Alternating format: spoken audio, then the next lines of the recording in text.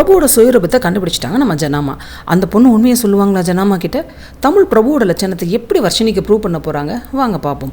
ஜனாமா ஏற்கனவே பிரகாஷ் தப்பான டெசிஷன் எடுத்திருக்காரு, அவங்கள புரிஞ்சிக்காமல் பேசிட்டாருங்கிற வருத்தத்தில் இருக்கிறதுனால அவங்க மனசை கூல் பண்ணுறதுக்காக தமிழ் ஜனாமா கிட்ட போய், ஜனமா நீங்கள் ஃப்ரீ தானே, நம்ம வேணால் ஷாப்பிங் போயிட்டு வருவோமா அப்படின்னு கேட்க அவங்களும் யோசிச்சுட்டு சரின்னு சொல்லிடுறாங்க.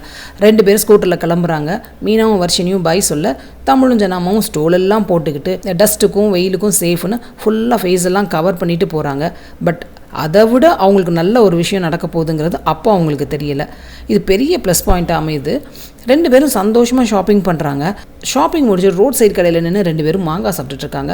அப்போ ஒரு இங்கிலீஷ் லேடி ரோட்டில் நடந்து போகிறத தமிழ் பார்த்துடுறாங்க. அந்த பொண்ணு தான் அன்றைக்கி பிரபு கிட்ட பேசிகிட்டு இருந்தாங்கங்கிறது தமிழுக்கு ஞாபகம் வருது.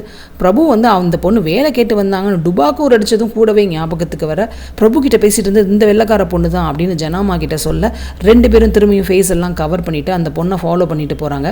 அந்த பொண்ணு போய் பிரபுவை மீட் பண்ணுறாங்க. நம்ம 2 பேரும் எப்படிலாம் லவ் பண்ணியிருக்கோம், நீ இல்லாமல் என்னால் வாழ முடியாது அப்படின்னு அவர் பிரபுட்ட அந்த பொண்ணு பேசுகிறத இவங்க 2 பேரும் கேட்டுறாங்க. பிரபு அந்த பக்கம் போயிருக்கும்போது அந்த பொண்ணுக்கிட்ட போய், அவர் உங்கள் ஹஸ்பண்டா அப்படின்னு தமிழ் கேட்க அந்த பொண்ணு இல்லை பாய் ஃப்ரெண்ட் அப்படின்னு சொல்கிறாங்க. கரெக்டாக பிரபு வந்துடுறாரு.